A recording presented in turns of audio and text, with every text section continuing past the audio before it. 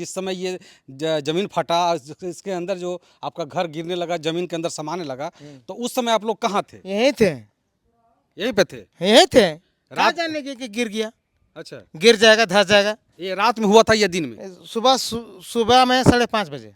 सुबह में 5:30 बजे। हाँ। देखिए, हम उस जगह पे हैं जहाँ पे 300 घर एक साथ जमीन के नीचे समा गई। यहाँ के लोग मजबूर हैं कि आखिर हमारा घर कहाँ मिलेगा, अब हम लोग कहाँ जाएंगे। ये झारखंड के लोग हैं, झारखंड के रहने वाले लोग हैं, और ये अपनी घर के लिए मांग कर रहे हैं। हेमंत सोरेन सरकार से मांग कर रहे हैं कि आखिरकार हम लोग को घर मिलना चाहिए। हमारा जो पूरा ये 350 घर का बस्ती जो है एक साथ ज़मीन के अंदर चला गया, और सरकार अभी तक हमको देखने नहीं आया। जब हम भाई साहब से मिले तो बड़ा भाई साहब नाराज़ थे कि हम लोग बोल बोल के थक गए हैं मीडिया में आकर के कि हम लोग को अभी तक कुछ नहीं हुआ है। लेकिन जब ये घटना हुआ था, जिस समय ये ज़मीन फटा, इसके अंदर जो आपका घर गिरने लगा, ज़मीन के अंदर समाने लगा, तो उस समय आप लोग कहाँ थे? यहीं थे, यहीं पे थे? यहीं थे। कहाँ रात? जाने की कि गिर गया, अच्छा, गिर जाएगा, धस जाएगा। ये रात में हुआ था या दिन में? सुबह में 5:30 बजे। सुबह में 5:30 बजे। हाँ, सब आप लोग घर में थे? हमें सब घर में थे, सब टोटल। मतलब कुछ टोटल क्षति, परिवार। कुछ क्षति तो क्षति नहीं हुआ। जब धसने लगा, आवाज आने लगा, चटान के फड़फड़ाने क्या, तो हम लोग निकल कर भागने लगे। अपना बीवी बाल बच्चा, माँ को, बहन को अपना लेकर दौड़ने लगे। अच्छा, दौड़ते दौड़ते निकलते निकलते तब तक देखते हैं कि साला पूरा बैठ गया। अच्छा, पूरा बैठ गया। पूरा बैठ गया। चलिए दिखाते हैं। देखिए, ये जो घर की स्थिति है हम आपको दिखाने की कोशिश कर रहे हैं, और ये बहुत ही हृदय विचारक घटना है। देखिए ज़मीन कैसे फाटती है। आप लोग कहते हैं ना कि ज़मीन कैसे फाटती है, दिखाइए इसको नीचे ज़रा।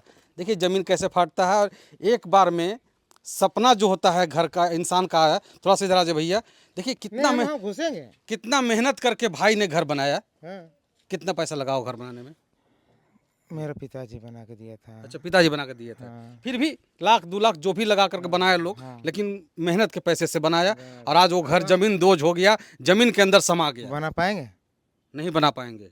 बना पाएंगे? नहीं। चलिए, आप क्या दिखाना चाह रहे थे हमको? देखिए देखिए, अब सुनिए। अभी चार दिन से हम बैलगाड़िया में पड़े हुए हैं। अच्छा, हाँ। देखिए। बोलता है आदमी हाँ, कि रहो। अच्छा। कौन बोलता है रहो? देखिए, देखिए ये जो घर की स्थिति है, ये है घर की स्थिति।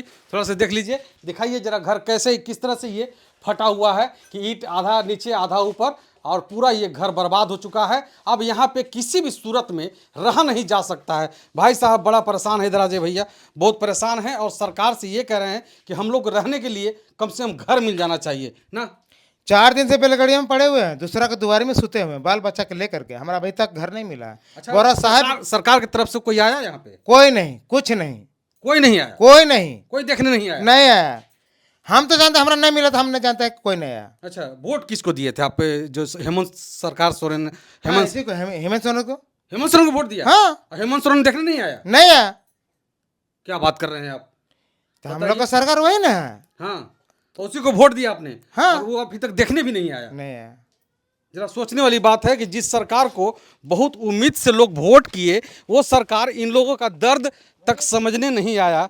जरा सा उस घर को भी दिखाइए, आप दिखाइए इस घर को भी कि किस तरह से ये जो घर है जमीन के अंदर समा गया है। देख लीजिए, देखिए कैसे घर हो गया, फट करके सब चारों तरफ से बिल्कुल एकदम चिथरे चिथरे घर के उड़ गए हैं।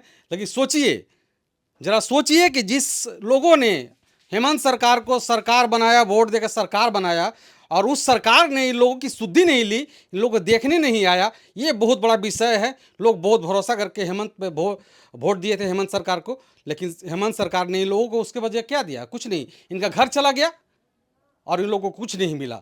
अब समझिए, हम लोग आवाज़ उठाने की कोशिश कर रहे हैं, सरकार तक बात जानी चाहिए, ताकि इन लोगों को रहने का कम से कम आशियाना मिल सके। ये लोग कोई बड़े घर के लोग नहीं है जी। मिला है रूम, हाँ? मिला है रूम। सब ताला मार मार के सब रूम को जब्त करके अपना अपना ऐश कर रहा है। अच्छा, रूम मिला है, सब ताला मार दिया है? मारा दिया है। और हमारा नहीं मिला है। अच्छा, आपको नहीं मिला है? नहीं मिला। 4 दिन से हम दूसरा के द्वार में सुते हुए हैं। अच्छा, 4 दिन से दूसरा की जगह सोते हो? हाँ, दूसरा के द्वार में। अब सोचिए, कुछ लोगों को घर मिला भी है तो अपना अपना ताला मार के लोग चले गए हैं, लेकिन ये भाई साहब गरीब हैं, इनको इसलिए घर नहीं मिला ना। नहीं मिला, गरीब है इसलिए घर नहीं मिला। हाँ। क्या करते हैं आप?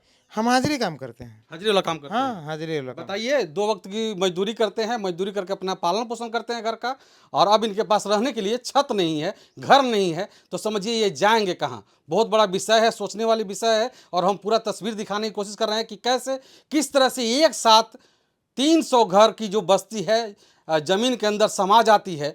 ये बहुत बड़ा विषय है। लेकिन एक चीज़ बताइए, ये जो घर है आखिर ऐसा हुआ क्यों? ऐसा हुआ क्यों? हाँ, मतलब ये जो जमीन के अंदर कैसे समा गया सब? नाम बता दें। कि देखिए, आखिर ये जो घटना हुई है कैसे हुई है, हम पूरा खुले विस्तार तरीके से बताएंगे। इसलिए बताएंगे कि ये भाई साहब गरीब आदमी है, और अगर ये बोलेंगे तो इनके ऊपर लोग कुछ भी कर सकते हैं। हम समझ सकते हैं बात को, क्योंकि यहाँ पे गोरख धंधा जो होता है, काला धंधा जो होता है, मुझसे छिपा हुआ नहीं है, बचा हुआ नहीं है। और सबसे बड़ी बात ये है कि आप लोग जानना चाहते होंगे कि ये जो पूरा का पूरा 300 घर का जो बस्ती है एक साथ जमीन दोज कैसे हो गई। आप लोगों के मन में सवाल होगा, तो हम उस सवाल को आज क्लियर करना चाहते हैं और बताना चाहते हैं, ये बताना चाहते हैं कि आखिर जो ये घर ज़मीन जो फट गया, घर जो है ज़मीन के नीचे समा गया, वो आखिर कैसे हुआ। देखिए, इसके बगल में हम बताएंगे आपको कि एक कोयला का प्रोजेक्ट चल रहा है, माइंस चल रहा है। उस माइन में अवैध कोयला खनन होता है, आप समझ लीजिए, और उसके अंदर अंदर कोयला काटा जाता है, और कोयला काट के इस ज़मीन के जो अंदर है, ज़मीन को खोखला कर दिया गया है।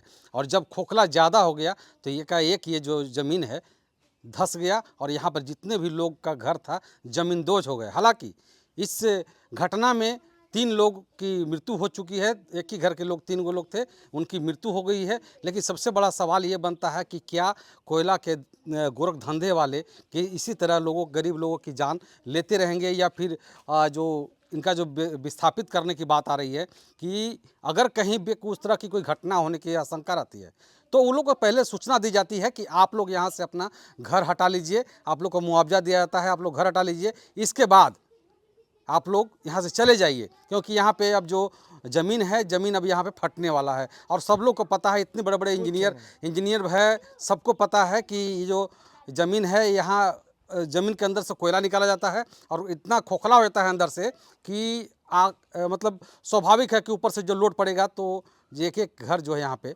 धंस जाएगा और बैठ जाएगा। ये बड़ी बात है। और ये जो घटना है, हम आपको बता दें कि लगभग घटना का 15 दिन हो गया होगा। 15 दिन में अभी तक इन लोग का शुद्धि लेने वाला कोई नहीं आया है। हालांकि जो कोयला खनन माफिया हैं वो नहीं आए, यहाँ पे की सरकार है वो नहीं आए, लेकिन सवाल ये है कि इन लोगों की क्या गलती थी। आखिर यहाँ के जो लोग रह रहे थे उनकी क्या गलती थी, हम लोग जानने की कोशिश ये कर रहे थे कि ये लोग जो अपना घर में लाख रुपया, 1-1 रुपया करके, लाख 2 लाख करके घर बनाए, और एक जो ज़मीन दोज हो गया घर, तो ये बहुत बड़ा अपने अपने सवाल छोड़ता जा रहा है। हम चाहेंगे कि जितने भी लोग इस वीडियो को देख रहे हैं, सरकार तक बात पहुंचानी चाहिए, और इन लोगों को उचित मुआवजा मिलना चाहिए, और इन लोगों को रहने के लिए कम से कम घर मिलना चाहिए। बहरहाल, आप क्या समझते हैं इस जगह के बारे में एक बार ज़रूर बताइएगा। जानकारी के लिए आपको फिर से हम बताना चाहते हैं, ये जो जगह है झारखंड के धनबाद का सोनारडी है, सोनारडी टंडाबारी जगह का नाम है। और यहाँ पे एक साथ 300 लोगों का सपना जो है चकनाचूर हो गया, आप समझ लीजिए। बहुत बहुत शुक्रिया, आभार, जय हिंद।